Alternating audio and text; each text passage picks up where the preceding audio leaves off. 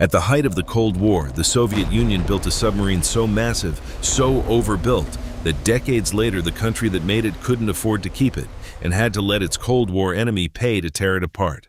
This is the story of the Typhoon-class, displacing 48,000 tons submerged, nearly 2.5 times the size of America's largest submarine. It remains, to this day, the biggest submarine ever built by any nation on Earth. But the size wasn't the point. The size was a symptom. Every strange, oversized, almost irrational decision baked into this submarine's design was the Soviet Union answering a single question its own military doctrine had trapped it into. How do you outbuild an enemy with a smaller, more efficient missile when your own missiles are twice as heavy? By the end of this video, you'll understand why the Typhoon looks nothing like any submarine before or since, and how the same economic collapse we've talked about before on this channel eventually forced Russia to accept American money just to cut its own flagship warships into scrap. In the early 1970s, American engineers unveiled the Trident missile, smaller, lighter, and far more efficient than anything the Soviets had. The Soviet response should have been simple: build a smaller, more efficient missile of their own. Instead, Soviet missile designers built the R-39, a solid-fuel submarine-launched ballistic missile so heavy it remains, even today, the heaviest submarine-launched missile ever put into service by any navy.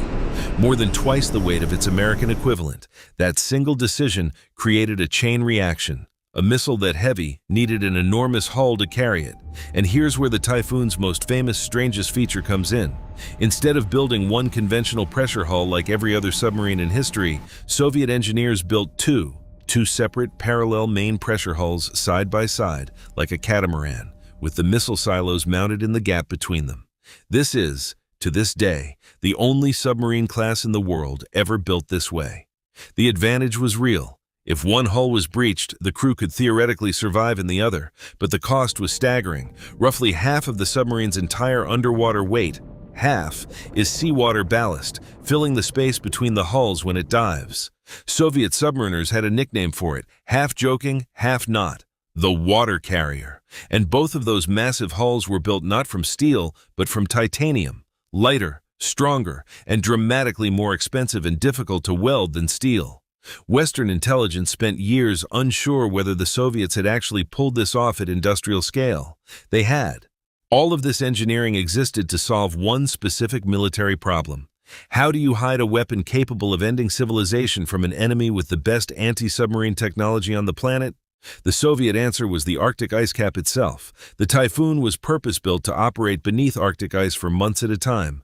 Reinforced sail, ice-breaking capable superstructure, hydroplanes that could retract to avoid damage when surfacing through ice to launch. Down there, under meters of frozen ocean, American sonar networks built to track Soviet submarines in open water were far less effective. A Typhoon could sit, silent, invisible, for over 120 days straight without surfacing. To make that possible, the interior had to support 160 crew members living underwater for 4 months at a stretch, longer than most other classes were designed for. Soviet designers, working with unusually generous interior volume thanks to that double hull design, built in comforts almost unheard of on a warship. A small gym, a sauna, even a tiny swimming pool built into the hull structure. Details that later fascinated Western naval analysts precisely because no other missile submarine in the world bothered with anything like it. The mission was simple and terrifying in its logic. Survive under the ice long enough that if the Cold War ever turned hot, the order to launch 20 ballistic missiles, each one carrying multiple independently targetable nuclear warheads, could come from underneath the polar ice cap itself, the one place American forces would have the hardest time reaching in time. Here's what almost never makes it into the story. This design was staggeringly, unsustainably expensive. The Soviet Navy originally planned to build 12 of these submarines. The plan was cut to 10 almost immediately once the true cost became clear. A single Typhoon cost roughly twice as much as the already expensive Delta-class submarines it was meant to complement. In the end, only 6 were ever completed, and building them was only the beginning of the bill. Every 7 to 8 years, a nuclear submarine like this needs a major overhaul just to stay safe to operate. Refueling reactors, servicing systems built to operate at depths of 400 meters, maintaining a titanium hull that couldn't simply be repaired with standard steel-era shipyard tools. This was a submarine designed during an era when the Soviet state could absorb almost any cost in the name of matching the United States missile for missile. It was not designed for what came next. We've talked on this channel before about what happened to the Soviet economy in its final years, and what happened to Russia's economy in the chaotic decade that followed its collapse.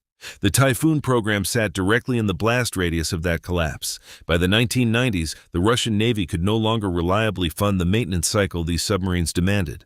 Overhauls that once happened on schedule started slipping. Crews went unpaid for months at a time across the fleet. A weapon system built to represent the absolute peak of Soviet military-industrial capability was now too expensive for the country that built it to even keep running. Some Typhoons sat in port, unable to be safely operated, awaiting overhauls that funding could no longer guarantee. The submarines that had once been built to outlast any Cold War confrontation were now aging faster than Russia could afford to maintain them, sitting in port, not because the mission had ended, but because the money had. And this is where the story takes its strangest turn.